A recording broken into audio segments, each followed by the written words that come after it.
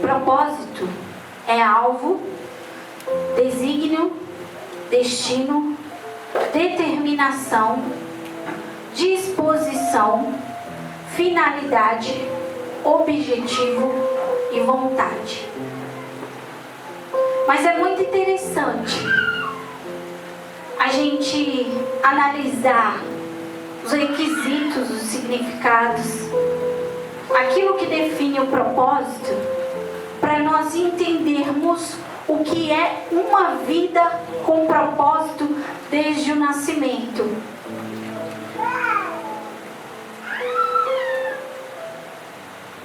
O prefixo do propósito é propósito, proposta, tomar decisão.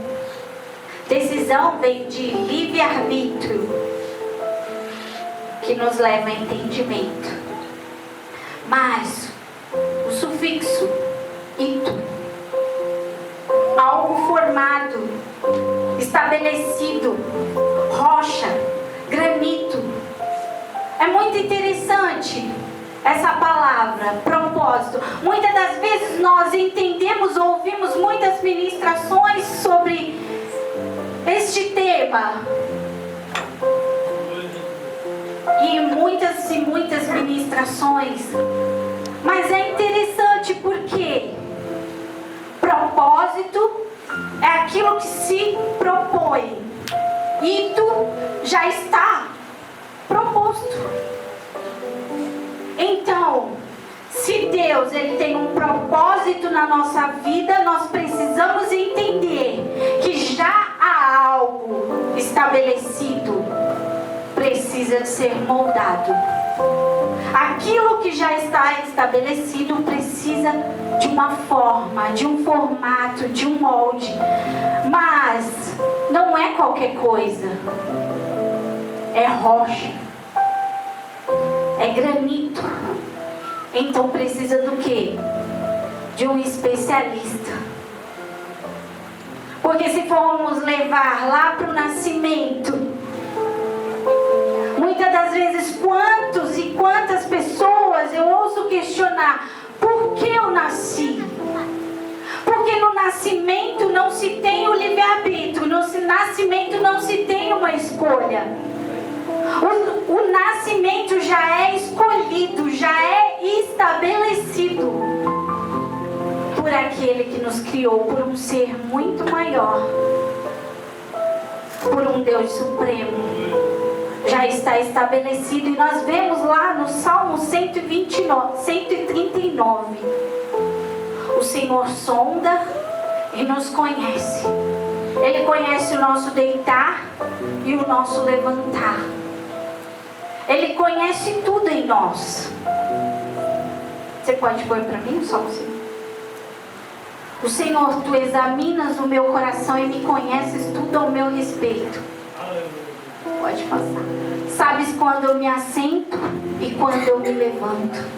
E mesmo de longe conheces os meus pensamentos.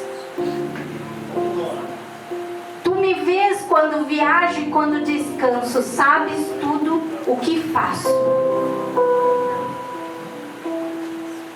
Tu me vês antes mesmo de eu falar. Senhor sabe o que eu vou dizer antes mesmo de eu falar. E ainda de ser gerado no ventre da minha mãe, Ele já me conhecia. Ele sabia desde o dia do meu nascimento até o dia da nossa morte.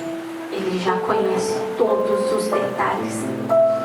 Então o propósito de Deus a nosso favor já está definido. O nosso destino por Deus já está traçado. Mas o conflito está onde? Nós entendermos uma vida com propósito, é nós entendermos o propósito de Deus na nossa vida.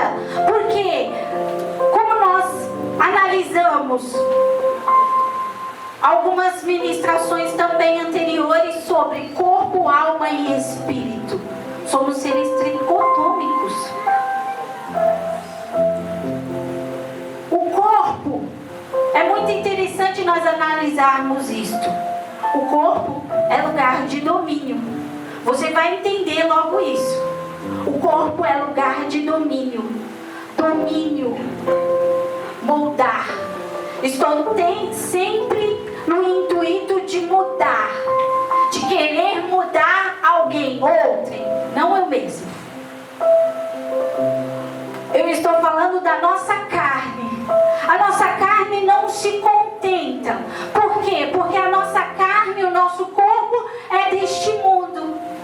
A nossa carne está habituada aos desejos e desígnios deste mundo. Então a nossa carne já está totalmente adaptada a este mundo. Mas nós temos a alma. A alma é lugar de decisão. E há um espírito que clama pelo lugar da origem.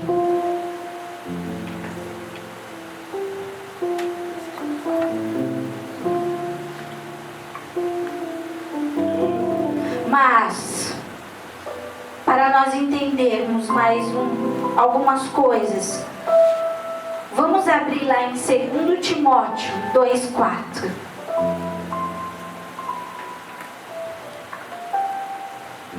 Ainda falando da carne. O corpo, por ser um lugar de domínio, ele domina, puxa, molda, muda, mas nós vivemos mediante guerras, conflitos, e não entendemos muitas das vezes. Olha lá, em 2 Timóteo, nenhum soldado se deixa envolver em assuntos da vida civil, pois se o fizesse, não poderia agradar o oficial que alistou. Nenhum soldado se deixa envolver em assuntos da vida civil. Se você puder trocar para mim a versão pela NVI, por favor.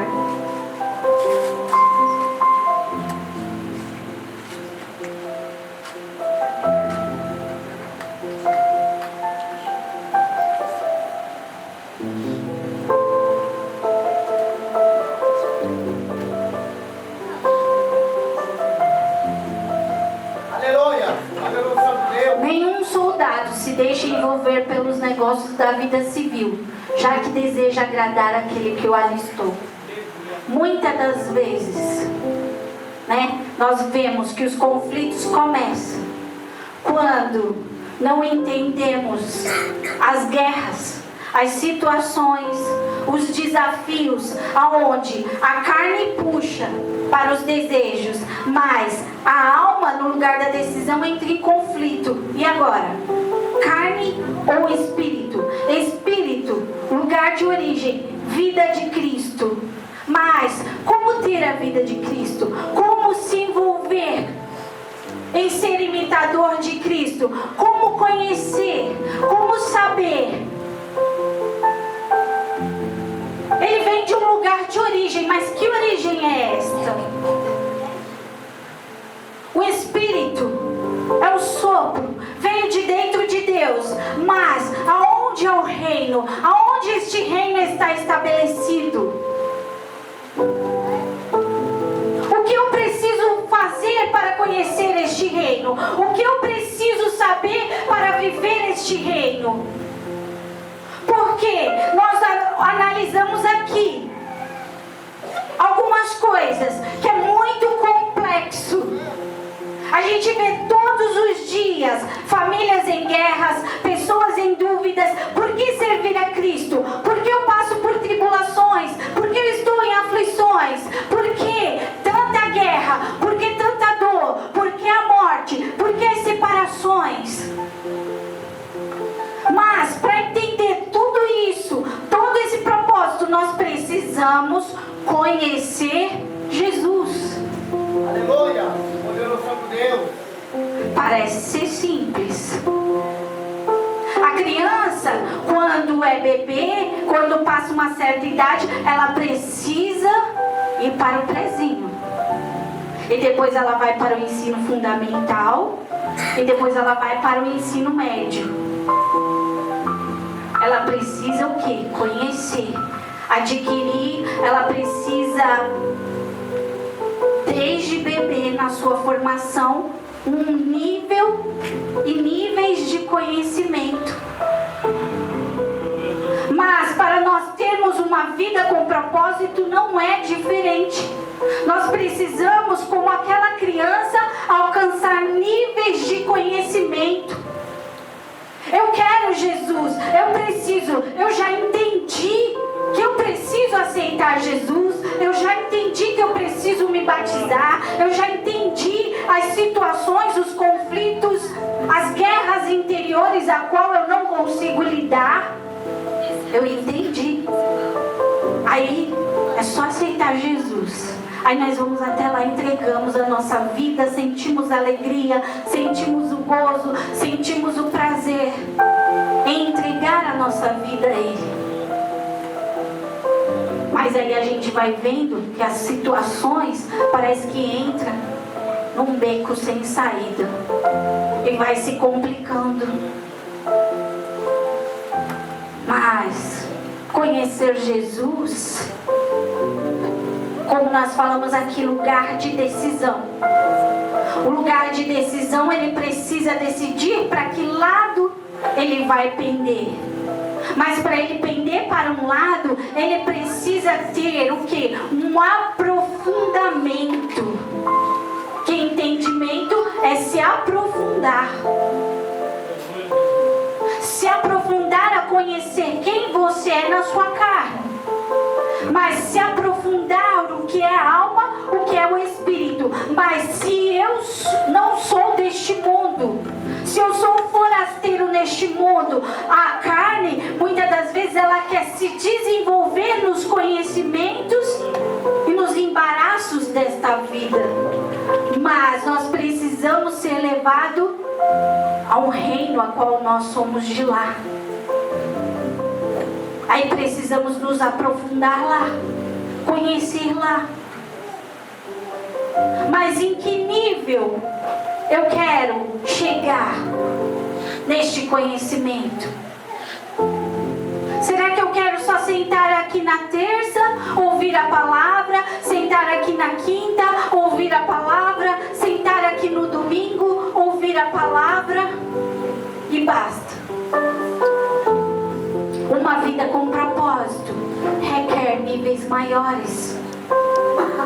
O embaixador, ele vai trabalhar no estrangeiro. Mas ele, antes de chegar lá, o que ele faz? Ele se aprofunda. Ele estuda, passa anos e anos e anos estudando. E depois, além de tudo, ele tem que conhecer as leis do outro país. Ele tem que conhecer a linguagem do outro país. Ele tem que conhecer a cultura do outro país. Ele tem que conhecer os costumes do outro país. E ele tem que ter uma vida privada. Ele tem que ter uma vida regrada. Ele tem que ter uma vida totalmente ao dispor da profissão.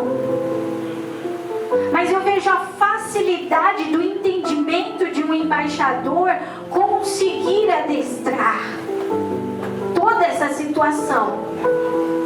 Porque o salário é muito vaidoso, é muito atrativo. Porque quem não se privaria da própria vida por assim, para o início de um salário de 30 mil reais? Para o início, ele não pode ter um boletim de ocorrência, ele não pode ter briga com o vizinho, ele tem que ter toda uma vida totalmente limpada, totalmente transparente, totalmente ao dispor da profissão, sem nenhuma mancha, sem nenhuma mácula. Mas eu acho muito interessante, porque ele se dispõe a vida para viver a profissão, para conhecer. Assim somos nós. Eu estou fazendo essa ilustração para você entender o quanto nós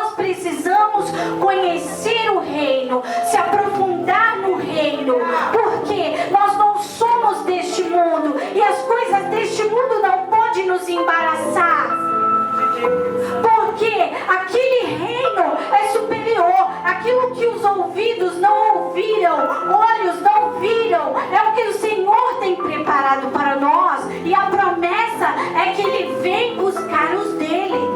Mas enquanto Ele não vem, fica o Espírito Santo Consolador. Para quê? Para nós colocarmos a nossa vida nas mãos dele e viver o céu na terra, o reino de Deus na terra. Glória a Deus, aleluia. Mas muitas das vezes o que nos impede de viver o céu na terra é a falta do entendimento, é a falta do conhecimento. Em Provérbios 9:10 diz: o temor do Senhor é o princípio da sabedoria, e o conhecimento do santo é entendimento. Provérbios 9:10. Aleluia, poderoso Santo Deus. Aleluia. Mas, para se aprofundar nesta vida de Cristo, viver, não vivo mais eu, mas Cristo vive em mim. E muitas das vezes buscando ali algo que eu pudesse trazer para vocês. Se a gente for falar vida de Cristo, não é só simplesmente falar Ele é extraordinário, Ele é lindo, Ele é maravilhoso. Nós teremos aqui uma noite inteira para falar de Cristo. Por quê? Porque Mateus, Marcos, Lucas e João, os evangelhos, falam somente da vida de Cristo. Não que o restante da Bíblia não fala, mas ele conta exatamente, o Evangelho conta exatamente a vida de Cristo. E se nós queremos ser imitadores de Cristo, aonde nós precisamos ir? Na palavra. Quantas vezes eu mergulho na palavra? Quanto que eu tenho desta palavra? Muitas das vezes as coisas nos embaraçam. Por quê? Porque necessitamos tanto desta palavra. Nós necessitamos tanto do entendimento. Todos os dias vem um desafio. Todos os dias o mundo traz algo para nos machucar, para causar dor em nós. Mas a carne, ela vive como se estivesse na presopopeia. O que é isso? É uma figura de linguagem, ela nos engana. Sabe, é como um desenho animado. Sabe, a gente vê o tigre falando, a gente se apaixona pelo tigre. A gente vê o urso falando, mas aí a gente se apaixona pelo tigre, porque são figuras de linguagem. E assim é a nossa carne. O coração do homem é enganoso. A gente pensa que a gente está indo, evoluindo. Eu estou em fase de crescimento. Eu vou cuidar da minha vida e vou mostrar o quanto eu posso crescer, o quanto eu posso se superar, o quanto eu posso ser mais. Só que isso é um engano. Porque quando a gente chega lá na floresta, o urso não vai nos proteger, porque ele não é o nosso amigo. O tigre também não vai dar o colo. Assim é o coração do homem. A carne não tem nada para nos oferecer.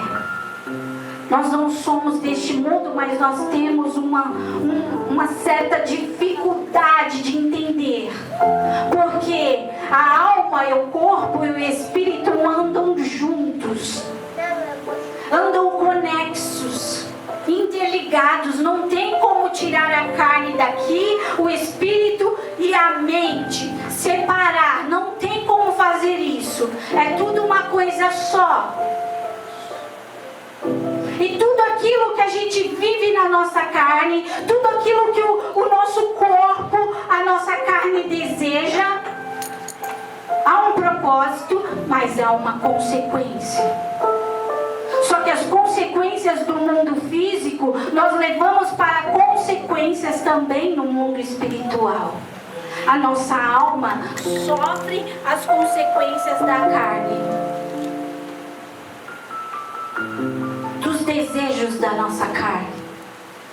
Ah, mas é tão chato vir na igreja falar de domingo sobre desejo, sobre carne. Será que nós só vamos falar isso? Nós precisamos entender. Aqui não é uma palavra de julgamento ou somente para acertar a pedra no nosso próximo. Se você colocar o coração nesta palavra, você vai entender que aqui esta palavra é para mim. Esta palavra é individualmente para nós entendermos quem somos. Porque a partir de Adão, nós fomos condenados pelo fruto do conhecimento. A nossa carne foi condenada pelo fruto. Não é você é condenado, é eu. É cada um olhar para dentro de si, porque quem governa a carne é a insubmissão, porque o espírito de domínio, ele quer governar. Ele quer nos dominar. A minha carne, ela quer dominar os outros. Quer colocar os outros sobre um despotismo. Ah, mas aquele irmão lá, ele precisa mudar. Ah, mas aquela irmã lá, só por Deus. Ah, mas fulano, pela misericórdia. Ah, mas se meu marido, vamos lá pra dentro de nós. Ah, mas se meu marido, aquela roupa que ele coloca me irrita. Ah, mas é aquele cabelo dele. Ah, mas é o sapato. Ah, mas eu não. Eu sou diferente, eu sou elegante, eu sou chique. Se ele me escutasse, ia ser diferente. Eu estou dando um exemplo daquilo que supostamente fazemos todos os dias com as pessoas. Queremos mudar as pessoas, queremos mudar as atitudes das pessoas, queremos mudar o comportamento das pessoas. Sempre achamos defeitos no próximo, mas nós não percebemos que a nossa carne é apodrecida. A palavra diz: o diabo, ele brama como um leão, buscando a quem possa tragar. Mas sabe o que me chocou nessa palavra? É que ele já está buscando a quem ele possa tragar. É porque ele já está procurando um espaço. Ele está procurando um vazio. Ele está procurando uma oportunidade. Mas uma oportunidade de quê? De quem? Porque se ele está procurando uma oportunidade de alguma coisa que já tem. Não é uma coisa que Satanás está fazendo. Ele já fez. Lá no início, no fruto. Mas ele está procurando um espaço aonde esse espaço já existe.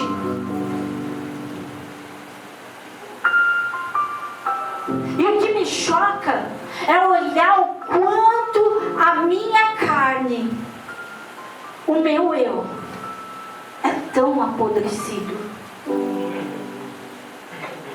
é tão vazio, soberbo, egoísta, avarento. E tem todos os tipos de sentimentos, pensamentos, instintos.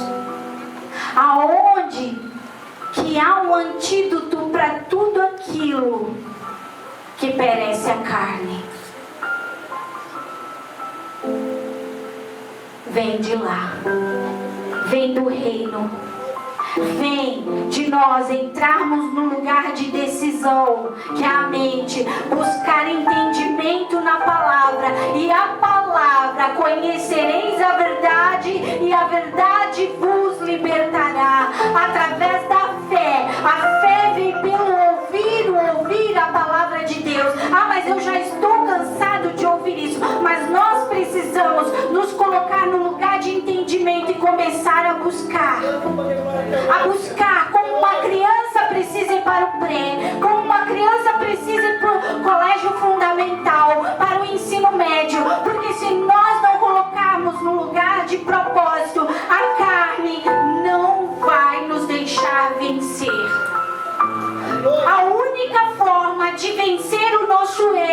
a nossa carne, é nos colocar no lugar de decisão para esta escolha. Porque no lugar de decisão há livre-arbítrio. Mas quando eu escolho, acabou o livre-arbítrio. Como assim? Eu escolho Deus. Vou dar um exemplo. Eu escolho Deus. Se eu estou escolhendo Deus, eu tomei a minha decisão. Eu tomei posse daquilo que eu escolhi. Se eu escolhi Deus, eu posso cochear em dois pensamentos. Eu posso servir a dois senhores. Eu posso ficar lá e cá. Eu posso ficar em dúvida. Não. Se eu escolho Deus, eu tenho que conhecer a Deus. Nós louvamos, eu quero conhecer Jesus. Mas conhecer Jesus, eu tenho que estar com a palavra na ponta da língua. Vivendo não somente de ler, mas de vida. Mas vamos passar por um lado. A palavra diz que a palavra nos santifica. A palavra nos molda, a palavra nos muda. Mas eu vou te dizer uma coisa.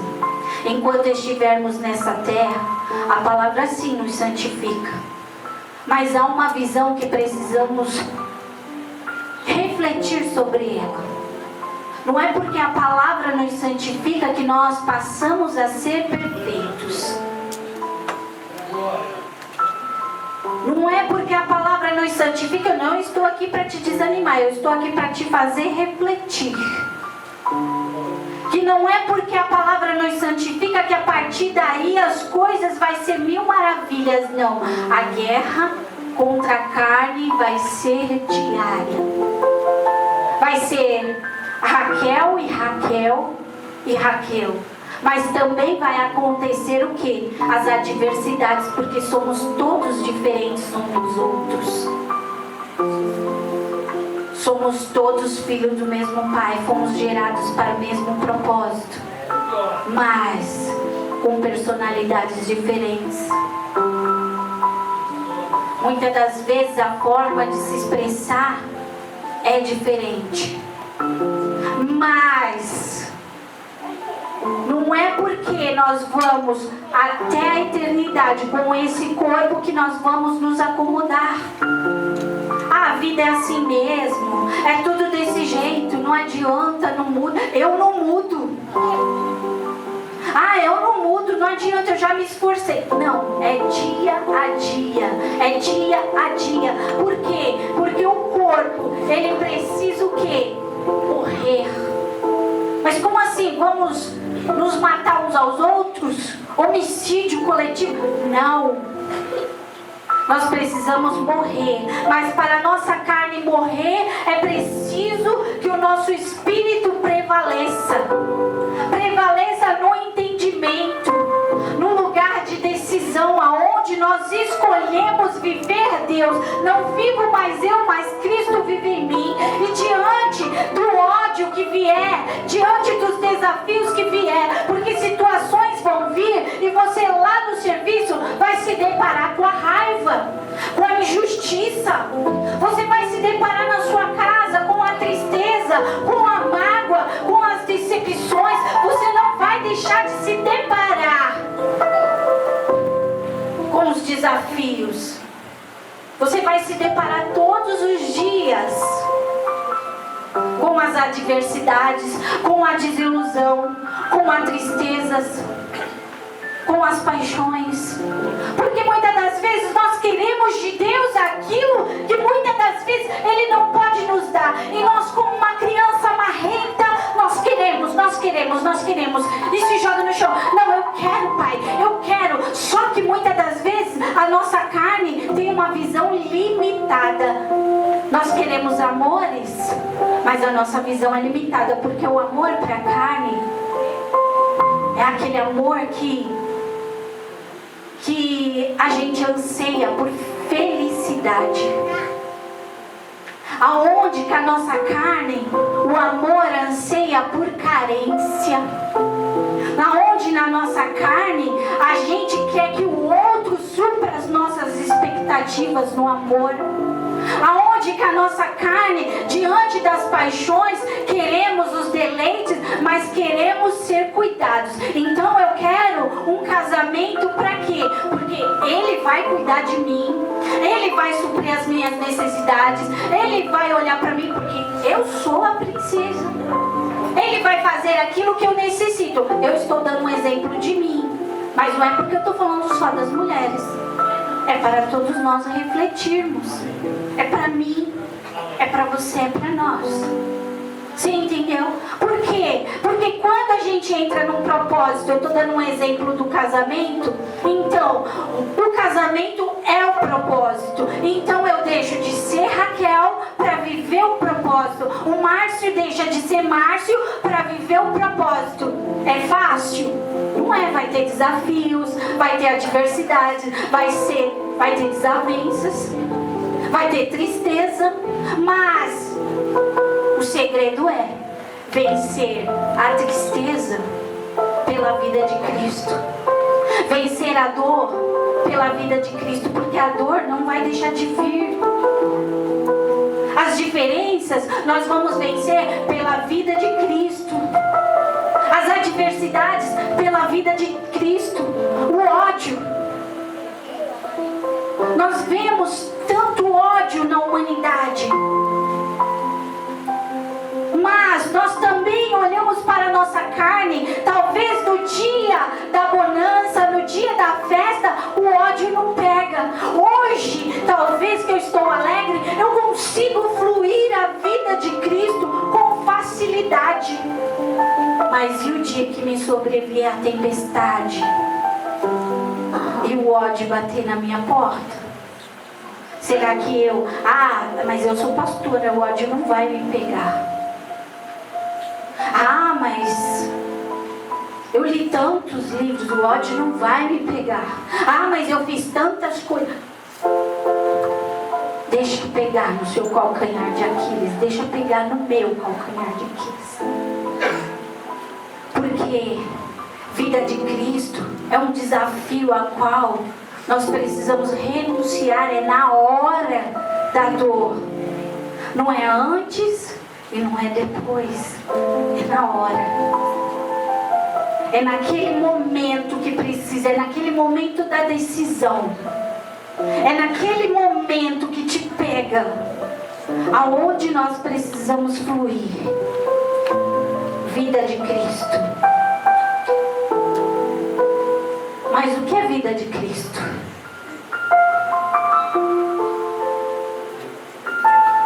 Gálatas 5:22.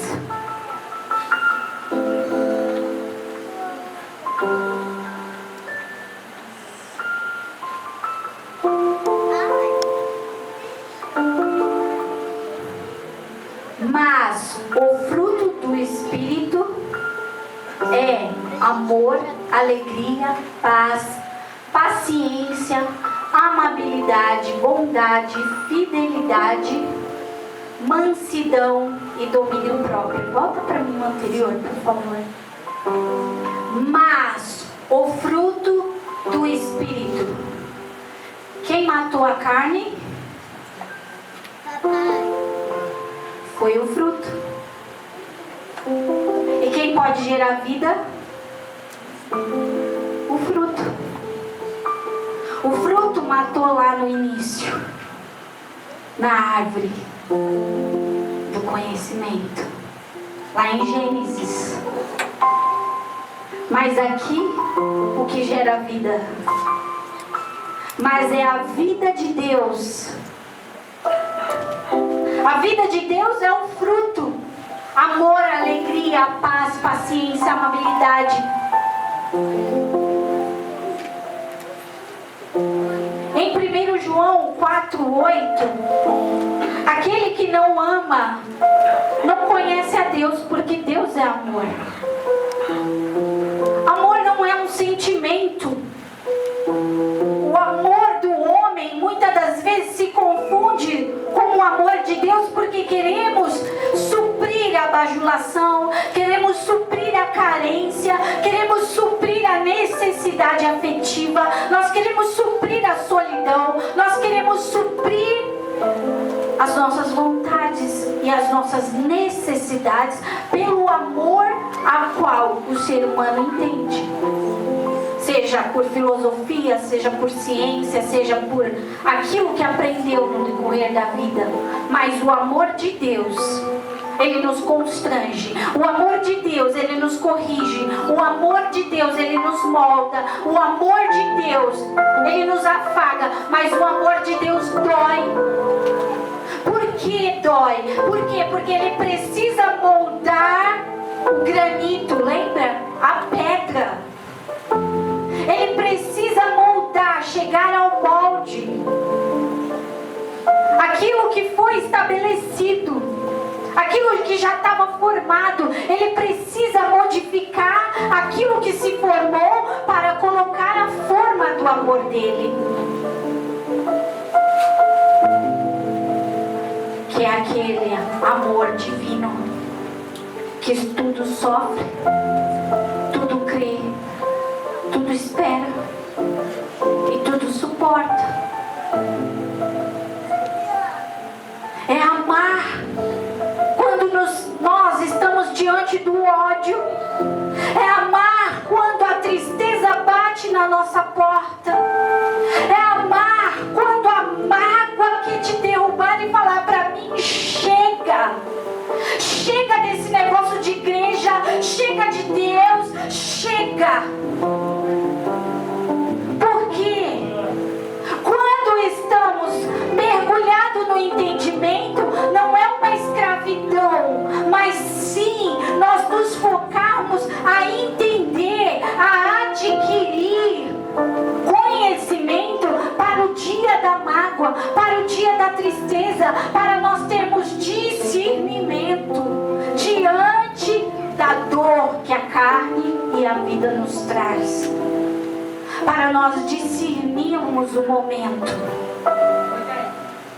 Porque o fruto do Espírito é fácil quando está fácil, mas quando o dia está mal, talvez a situação, o desafio não vai me pegar na raiva, mas e na longanimidade, o longo ânimo.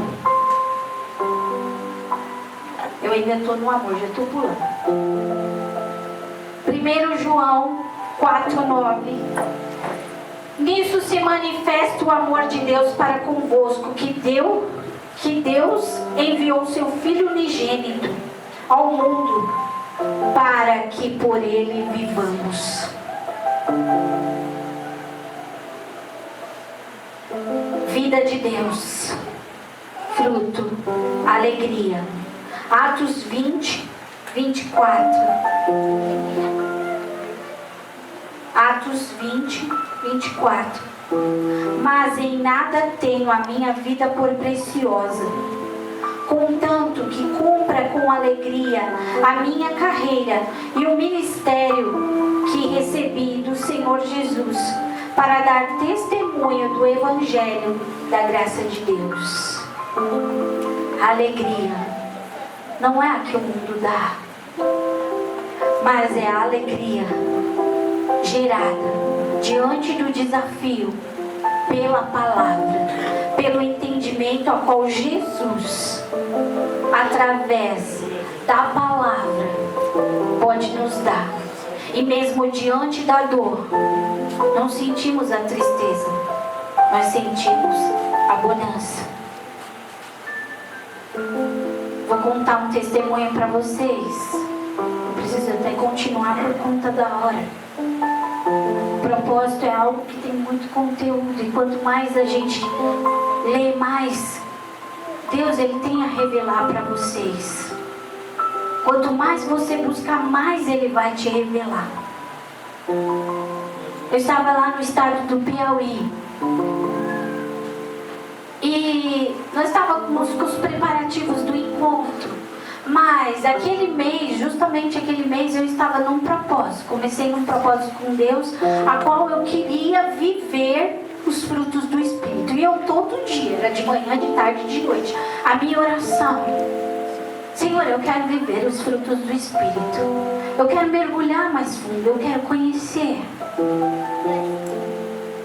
Mas ali buscando, lendo, orando e mergulhando, e você vê que há muito tempo vem buscando a entender. Li muita coisa, busquei muita coisa e não aprendi nada. Hoje eu digo para vocês, não aprendi nada ainda. Porque aquilo que a gente precisa receber é muito mais profundo, é muito mais amplo, é muito mais significativo. E ali, diante daquele pedido, diante daquela busca, e cada dia parecia que as coisas iam se estreitando cada vez mais. As guerras iam aumentando, os desafios iam aumentando. E depois do encontro nós passamos por uma situação que, quando nós estamos na situação, o melhor é ficar em silêncio. Por quê? Porque o silêncio vai nos levar a um entendimento muito maior quando colocamos aquela situação na mão de Deus. E se eu fosse te contar cada situação que aconteceu, foram muitas, mas a que mais me pegou foi o acidente da Gabi e do Marcinho. Por quê? Porque eu estava buscando por algo muito maior. Nós estávamos em propósito de jejum, nós estávamos em propósito de oração, e a carne, muitas das vezes, diante daquela situação, ela quer fazer o quê? Aonde está o seu Deus? Ué, você não estava orando? Você não estava fazendo isso? Você não estava fazendo aquilo? Você não estava assim? Você não deixou de viver? Você não passou dias e dias em consagração fazendo assim, assim, assim? Aí vem a carne. A carne tentando nos militar, tentando nos parar. Porque diante daquela situação não bastava o acidente. Quando chegamos no hospital, aí eu falei, Márcio, e os documentos? Porque eu também não pensei. Cadê a carteira? Como que um hospital atende 2 acidentados sem documento? Não tinha documento de nenhum de nós. E aí a ambulância falou assim, nós temos muita ocorrência para resolver, o problema é de vocês, agora é com vocês, nós não temos nada a ver com isso. E nós estávamos a quantas horas da cidade? Quantas, Márcia? Mais de 1 hora, né? 1h30, né, mais ou menos. Nós estávamos a 1h30 da cidade. Estrada toda arrebentada de terra. E sem o amparo financeiro também. Esqueceram tudo. E agora? Aí você vai na recepção, a situação do acidente dos seus filhos não vai poder ser atendido aqui. Por quê? Porque a gente está com uma situação entre o governo, a prefeitura, está uma situação difícil, os médicos não recebem, os funcionários não recebem há 3 meses, está faltando funcionário, não tem lençol no hospital, não tem avental para eles vestir, não tem roupa para eles trocar, não tem nada para fazer o curativo, a gente não tem nada aqui. Então vocês precisam ser transferidos. Mas como que vai ser transferido? A senhora contrata uma ambulância. Aí, se a senhora não quiser contratar, procura assistente social. Está lá na sala dela. E você bate. Cadê a assistente social? De madrugada. Aquela hora, eu falei, não, Deus. A vontade de sentar, chorar e gritar até esvaziar foi muito grande. Eu confesso para vocês, me deu uma vontade de sentar, chorar e gritar até sair a dor. Por quê? Porque eu sabia, algo me dizia, Deus está cuidando de tudo, mas algo ficava tentando me persuadir persuadir ali. Aquele conflito, a aflição querendo bater, a dor querendo pegar. E a falta de paciência. Aí Márcio. Aí o Márcio olhava pra mim, eu olhava pra ele. Meu Deus, muita calma nessa hora. Aí uma voz veio. Fruto do Espírito. Você tá pedindo? Você tá pedindo? Tá vendo? Meu anjo, por gentileza. O pastor Márcio, pastor, ele estava lá, tá? Tipo, meu anjo, por gentileza. Olha, mediante o acidente, eu sou a mãe. Eu acho que você vai entender o que é mãe nessas horas. Mas também eu não sei nem como te explicar. Mas, por gentileza, eu não tenho como tirar os meus filhos daqui. Só assistente social. Aí ela vai na sala da assistente social. Tá? Aí daqui a pouco a assistente social aparece. Aí ela fala assim, não filha, isso não é problema meu, isso é problema do médico. Você tem que falar com a recepcionista, chama o médico, que o médico deve estar dormindo lá na sala dos médicos. Não, mas ela disse que não tem médico, que vai ter que ser transferido. Não, pode chamar, que o médico está lá, mas a obrigação não é minha, porque eu sou assistente social. A obrigação é da recepcionista. Eu falei, amém. Deus abençoe. Aí eu fui lá na mesa da recepcionista. Meu amor, por gentileza, o médico está dormindo em algum lugar que eu não sei, porque se eu soubesse eu ia lá chamar ele com todo o carinho do mundo. Mas por favor, olha a situação da minha filha. Ela deve estar com alguma parte quebrada, porque ela não para de tremer. O sangramento está muito grande.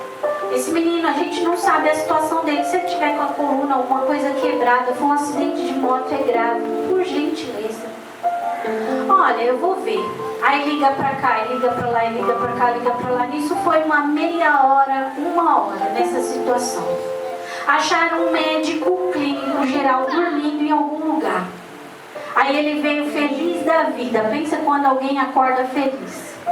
Aí ele veio, olhou, virou o dedo quebrado da Gabi. Pensa você pegar alguma coisa quebrada de alguém e ficar fuçando. Como dói. E o pai, a mãe e o tio olhando. E o Espírito Santo, não esquece, fruto do Espírito. Mas a vontade de gritar naquela hora, de chorar, era muito grande. E eu falava assim, pai, tem misericórdia de mim? Eu não te pedi nada.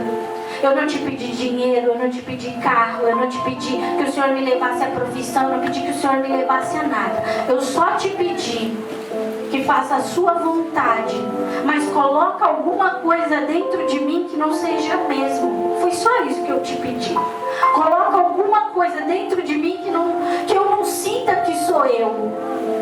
Porque eu não quero viver eu, porque se for eu neste momento eu vou escandalizar. Sabe, a dor, a vontade era muito grande. E ali, diante daquela situação, o médico, o ortopedista está dormindo. Você pode sacudir o hospital para eles achar o ortopedista, porque se os seus filhos não for atendidos pelo ortopedista durante 1 a 2 horas e tiver alguma coisa quebrada, o seu filho vai ficar paraplégico e a sua filha vai ficar com a mão quebrada para sempre. E lá vai eu me sacudir atrás do hospital, atrás do ortopedista. Eu vou te dizer uma coisa, eu não achei. Aí acharam a moça da suturação, que ela disse que já estava 3 dias no hospital, sem receber o salário dela e sem as coisas de fazer o curativo. Aí ela, você não tem alguma coisa? Eu não tenho nada, filha, para fazer o curativo. Eu não trouxe nada, eu só tenho a roupa que eu estou vestida, eu não sei o que fazer.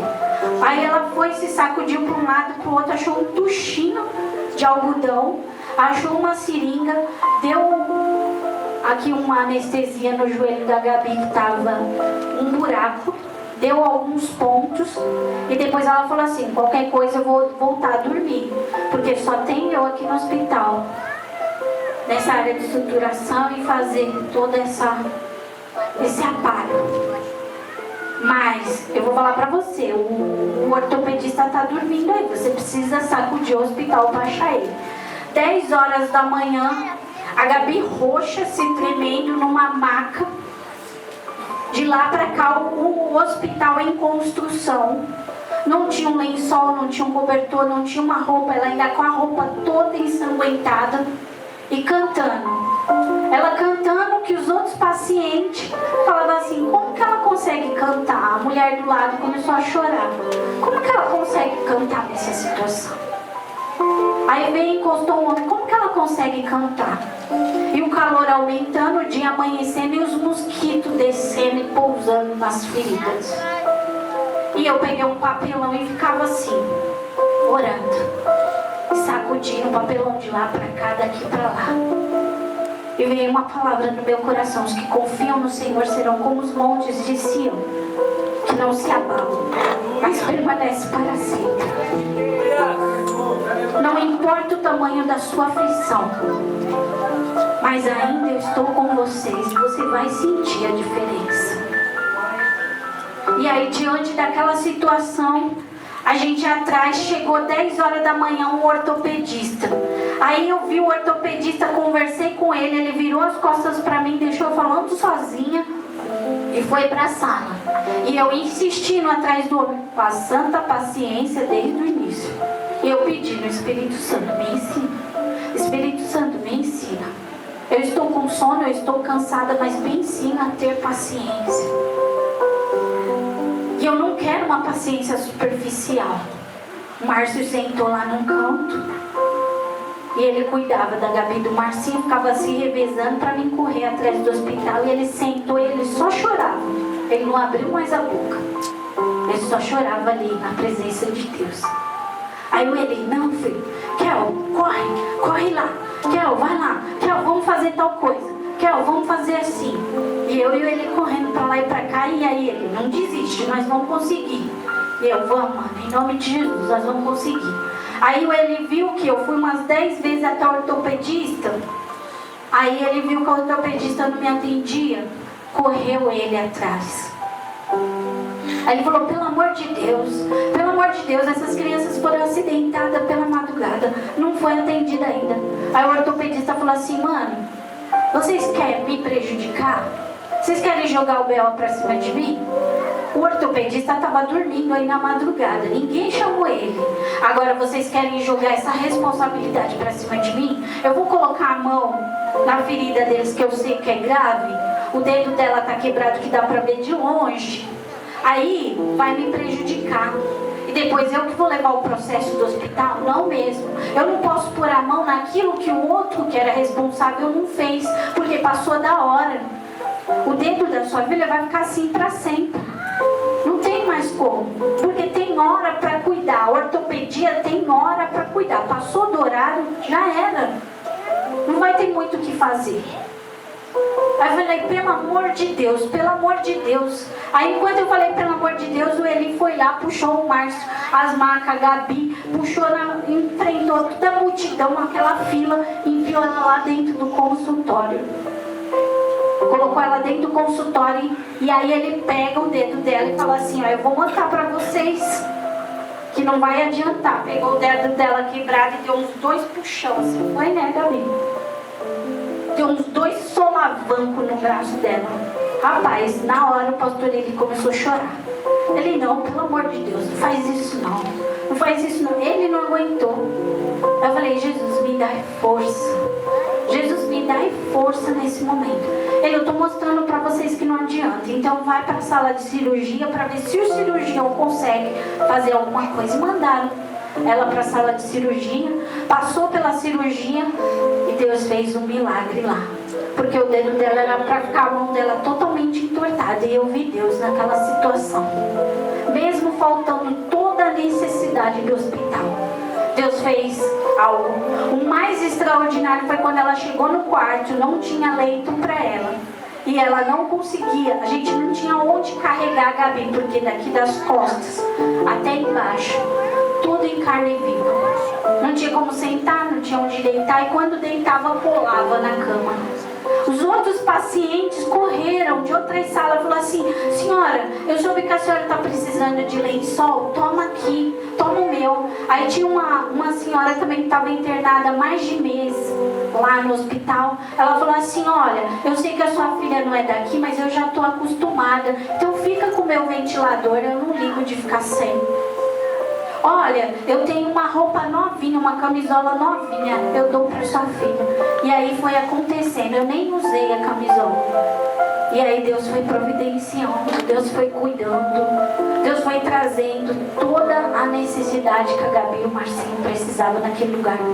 Não faltou a comida, não faltou a bebida. E o Espírito Santo falando ao meu coração: não importa onde você vá, não importa onde você chegue, porque os que confiam no Senhor, se confiar, Ele vai cuidar. Porque nós precisamos aprender a confiar que quando não tiver comida, não importa de onde vai surgir, se precisar, o maná vai cair do céu. Se precisar de carne, vai acontecer, mas a vontade, a vida de Deus precisa acontecer em nós para matar a nossa carne, porque naquele momento, diante daquela situação, o ódio ia fazer o quê? A raiva, eu chegar a quebrar aquele consultório, só ia depredar um bem público a qual ninguém ia repor. Aquela situação talvez doeu. Eu vou falar para você acha que foi fácil? Não, porque a sua situação também não é fácil. A minha situação, a sua situação, porque a carne muitas das vezes quer falar mais alto, mas precisa haver vida de Deus sobre nós. A paz no meio da dor, seguir a paz com todos e a santificação, sem a qual ninguém verá Deus. Hebreus 12:14. Segundo Pedro 3:14. Por isso, amados, aguardando estas coisas, procurar que deles sejais achados imaculados e irrepreensíveis em paz. A paciência, Salmo 40, 1 e 2. Esperei com paciência no Senhor, e Ele se inclinou para mim e ouviu o meu clamor. Tirou-me de um lago horrível, de um charco de lodo, pôs os meus pés sobre uma rocha e firmou os meus passos. Longanimidade e é ao que quer demandar contigo e tirar-lhe a túnica, deixa-lhe também a capa. E se alguém te obrigar a andar uma milha, anda com ele 2. Mateus 5, 40, 41. Bondade. Por isso também rogamos sempre por vós, para que o nosso Deus vos faça digno da sua vocação e cumpra todo o desejo da sua bondade e a obra da fé e o poder. Fidelidade. Fidelidade está lá em Jó. Jó 1, 21, 22. Põe para mim, Mariana, por favor.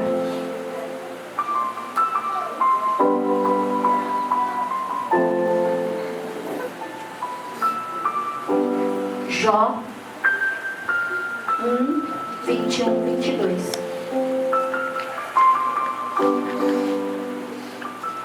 E disse: saí nu do ventre da minha mãe, e nu partirei. O Senhor deu, o Senhor levou. Louvado seja o nome do Senhor. Põe o próximo. Em tudo isso, Jó não pecou, nem de nada culpou a Deus. Isto é fidelidade. Mas muitas das vezes achamos